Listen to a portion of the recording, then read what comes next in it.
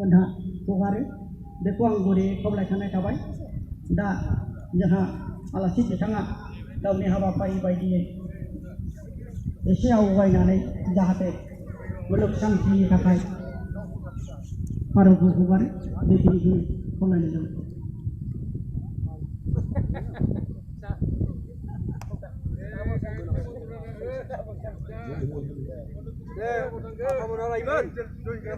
दिनैनि गोथार दिनखौ लानानै जोङो मुलुग शान्तिनि थाखाय जोङो भारत हगारनो आखायाव लाबाय।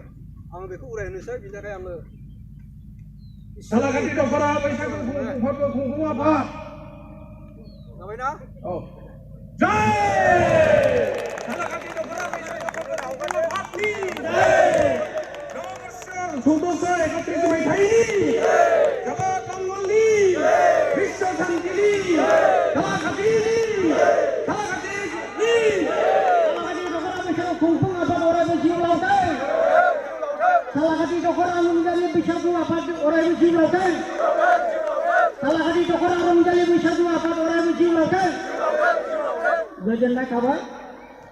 दिनैनि बे हाबाफारिखौ मान होनानै आं आरो खनसेबाव साबायखर बावनाय जाबाय। आरो लोगोसेयैनो फोसावखानाय बायदियै जोंहा 60 बोसोरनि गोजौआव थानाय मानगोनां गेदेमाफोरखौ बैसोगोराफोरखौ जोङो मान बावनाय हाबाफारि लादों। बिनि थाखायनो रायजो राजाफ्रा जाहाथे जिरायनानै थायालासिनो जायगायावनो सारियै लारि जायो।